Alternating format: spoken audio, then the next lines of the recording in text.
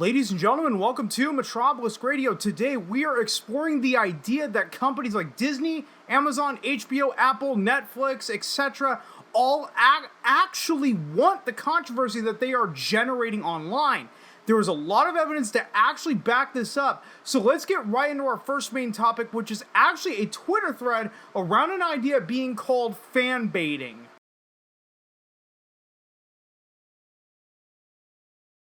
I want to read this entire Twitter thread by Dr. Thala Siren, who is allegedly a cultural critic.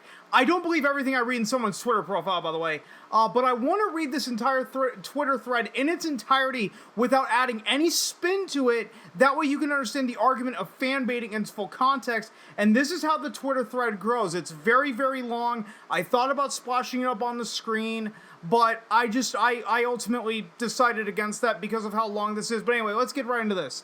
Quote-unquote fan baiting is a form of marketing used by producers, film studios, and actors with the intent of exciting artificial controversy, garnering publicity, and explaining away the negative reviews of a new and often highly anticipated production. Fan baiting emerged as a marketing strategy in 2016 to 17 after fans of beloved franchises such as Ghostbusters and Star Wars objected to what they saw as poor writing choices, sloppy scripts, and cheap alterations to plot lines and characters for the sake of shock value. Alongside these critics, there was a small group of bigoted but vociferous commentators who objected to the inclusion of black and female actors in roles traditionally held by white male actors. Some of these individuals began publicly harassing actors. Bigots have always attacked diversity on screen, but in a highly polarized political climate, instances of harassment garner disproportionately massive media coverage, which provided production studios with both free publicity and a new defense against actual critics. Studios seized the opportunity to discredit criticism of poor writing and acting, insinuating that these too were motivated by bigotry. What used to be accepted as standard critiques were increasingly dismissed as part of the ignorant commentary of a quote-unquote toxic fandom. Soon, it became standard practice before release to issue announcements specifying diverse casting choices, coupled with preemptive declarations of solidarity with the cast, whom they now counted on to receive disparaging and harassing comments. Actors who are women and or BIPOC became props and shields for craven corporate laziness and opportunism.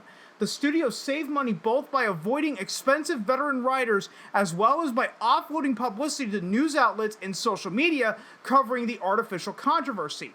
Quote-unquote fan baiting works. It brings in a new sympathetic audience whose endorsement is more about taking a public stance against prejudice than any real interest in the art. Quote-unquote fan baiting also permits studios to cultivate public skepticism over the legitimacy of poor reviews. Quote-unquote fan baiting also compels reviewers to temper their criticism for fear of becoming associated with the quote-unquote toxic fandom and losing their professional credibility, resulting in telling discrepancies between critic and audience review scores. The true nature of quote-unquote fan baiting is never so clear as when a script is well crafted and audience reviews are accordingly positive, exposing the announcements, declarations of solidarity, and grooming of skepticism for what they really are: cynical corporate marketing tactics. Put another way, media corporations have found a way to monetize the racism that they set their actors up to receive. This was a very, very long Twitter thread to go through, definitely. But before we apply this to some recent releases, some more recent examples, let me come right out and answer the question instead of pushing it to the end. Why do movie studios want to create controversy? It's very simple, and it's connected to this principle.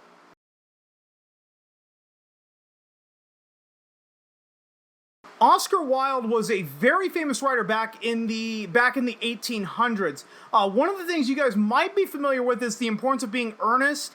It was one of his most famous plays that he has ever written, and it's actually had quite a few film adaptations. The one that's popping into my head is the one with Colin Firth and Rupert Everett that came out in the early 2000s. Anyways, the Oscar Wilde school of thought on press goes something like this: there is no difference between good and bad press. And the only bad press is when the press isn't talking about you. And I know that I heavily paraphrased it, but that's what the Oscar Wilde school of thought is in a nutshell. Oh, excuse me, I think I swallowed a mustache hair. So, getting back to why these movie studios want to create controversy, it goes back to this principle. It gets their name in the paper.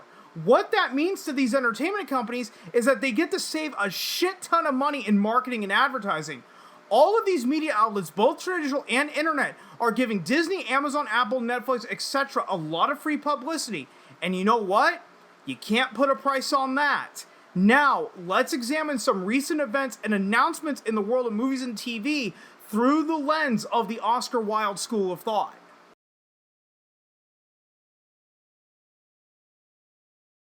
This movie was announced in like all other live-action remakes that Disney is doing of their beloved classics. This one feels completely unnecessary like the rest of them. What caused this movie to generate headlines was they race-swapped Ariel from the 1989 classic with the black girl, Halle Bailey, not to be confused with Halle Berry, which I initially got confused with. And let's all be honest about why Disney did this. It was solely to generate headlines. But if we tie this back to the fan baiting argument, then we would know that this was all done for marketing. Set up the actor or actress for the inevitable, quote-unquote, Ariel's a white girl, not black tweets, and have a line of defense all ready to go. That is included, but not limited to, hiding behind TikTok trailer reactions of young black girls to sell the movie and slam the bigots. Seriously, this actually happened. Jodie Benson, the original voice actress for the 1989 classic, was also being used to sell the movie in the sense of giving her support for Halle Bailey as Ariel. This is another tactic that they use, have an actor or someone associated with the classic that you are rebooting, supporting the reboot along with its cast. Also, when the trailer drops and inevitably gets a bunch of dislikes like the Ghostbusters 2016 trailer got, the usual suspects of YouTube channels are gonna come out and tout that as a victory. Looking at you, geeks and gamers. But in reality, Jeremy Griggs and others making those videos about the Little Mermaid trailer, receiving 1.5 million dislikes, were playing right into Disney's marketing plan. The hope is those videos generate hundreds of thousands, if not millions of views, and then who needs to buy a Super Bowl ad? Who needs to spend a few $1 million on YouTube advertising when these usual suspect channels are going to make videos talking about your product? Remember, according to the Oscar Wilde school of thought, the only bad press is when no one is talking about you. Did fan baiting work for The Little Mermaid? You bet your fucking ass it worked.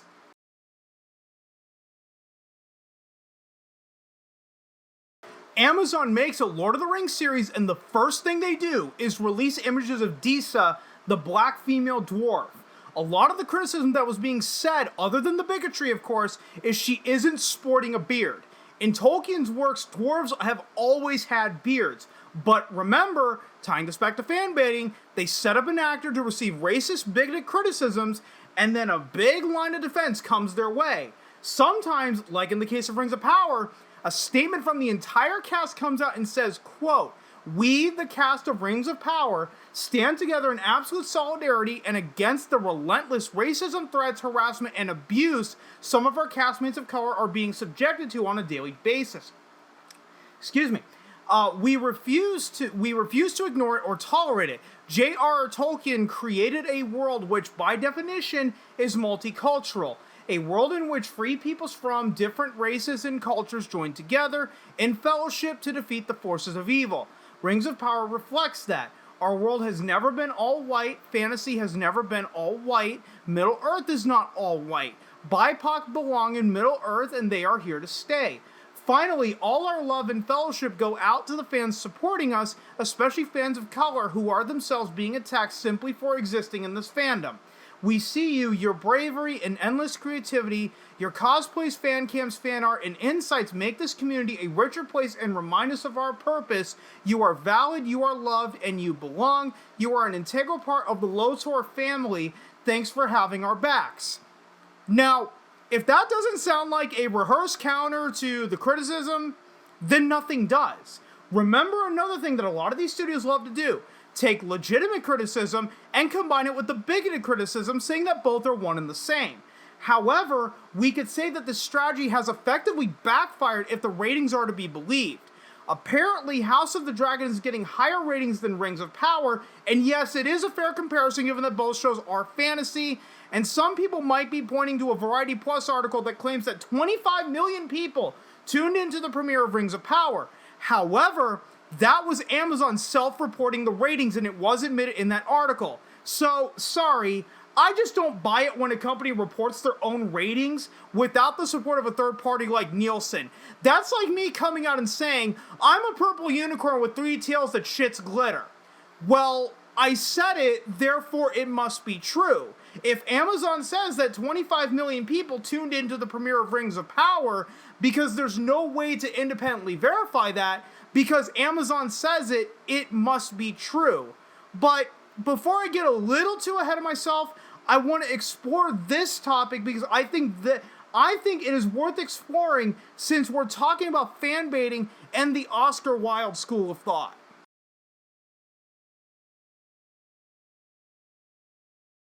Some people will point to Ghostbusters 2016 as being ground zero for what we are seeing now. The cast and everyone behind XYZ movie coming out and attacking fans on social media for any criticism, no matter if it's legitimate or bigoted, because remember, according to the movie studios, they are one and the same.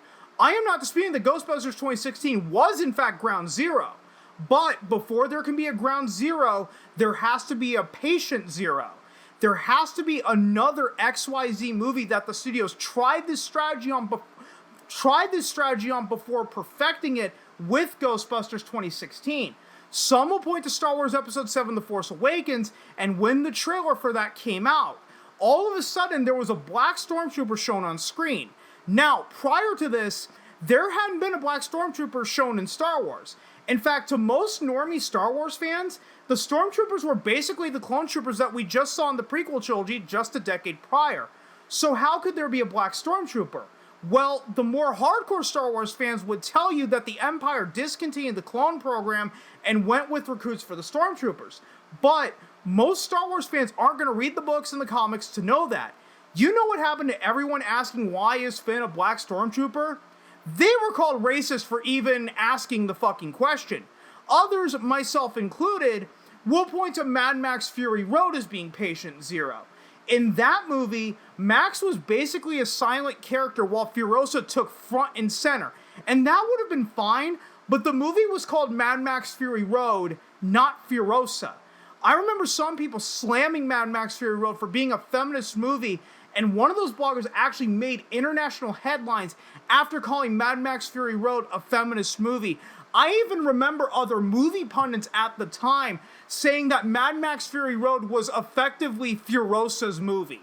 So, pretty much, they were using Furiosa to sell Mad Max Fury Road, effectively sidelining Mad Max in his own movie, effectively making the hero a sidekick. Some will also point to Josh Trank's Fantastic Four and the fact that he cast Michael B. Jordan as Johnny Storm. Now, to be fair, everyone in that movie was miscast. I don't think you'll find anyone that disagrees with that statement. Now, the attacks on the fans who criticized the casting of Michael B. Jordan didn't work because Josh Trank's Fantastic Four, for all intents and purposes, was a shit movie. It was so shitty that even the media who acts on behalf of the studios to lump together bigoted criticism with legitimate criticism as one and the same couldn't deny it. In my opinion, 2015 was the year that the movie studios were experimenting with fan baiting. It was these efforts that Ghostbusters 2016 would learn from and perfect. But getting back to fan baiting, you are surely thinking that there's no way this could really work. Well,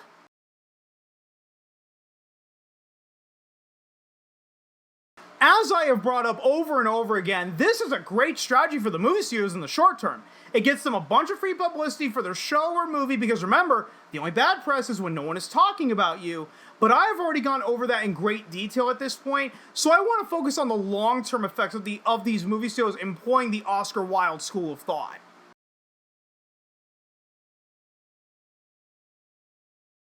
This is the gigantic hole in the movie studios' plans right here. Everything I say can also be easily applied to anti-SJWs. If you make your movie or show fit the identity politics of the time, in the short term, you'll get a lot of publicity. However, the only thing you are doing is setting up a little egg timer known as the countdown to irrelevancy. Once that egg timer hits 0, that's it. No one talks about your movie or show again. Let's go back to Mad Max Fury Road. Is anyone still honestly talking about that movie and how great it is? Not really, because that movie was made in the context of early 2010s feminism. The problem with identity politics is that they change so rapidly in fact, that it is almost impossible to keep up with all of those changes. As I said, this could very easily be applied to anti-SJWs as well. So let's look at Tim Allen's latest sitcom as of the writing of this video. That was Last Man Standing. It just ended with its 9th season. In my opinion, a lot of that humor was so quote-unquote current year that it doesn't work outside of the time that it released. A lot of that humor was designed just to anger the SJWs on Twitter. As I said, identity politics changes so rapidly that it is almost impossible for anyone to actually keep up with it. Therefore, since no one thought about how their movie or show was going to be looked upon in 10 years, whether that was Mad Max Fury Road or Ghostbusters 2016 or Last Man Standing, in my opinion, the 2010s are going to truly be a lost decade for culture. Everyone wanted to create controversy by pissing off the side of the political aisle that they didn't agree with. Therefore, no one wanted to make a good movie or show because controversy is all that mattered. Get everyone talking about you now at the expense of later, because later you gotta keep the controversy going no matter the cost. This is where I'm gonna end the video. I don't think I could go. I don't think I can make my point any more clear than this. Let me know what you guys think down in the comments. Is the 2010s gonna be a lost decade for culture? Am I just being super hyperbolic? Do you foresee this fan baiting to go on a decline? Genuinely let me know, guys. I'm going to go ahead and surely end this right here. If you stuck around this long, thanks so much for doing so. And if you've been following me long enough, you know I'm terrible at ending these videos, so I will just see you guys next time.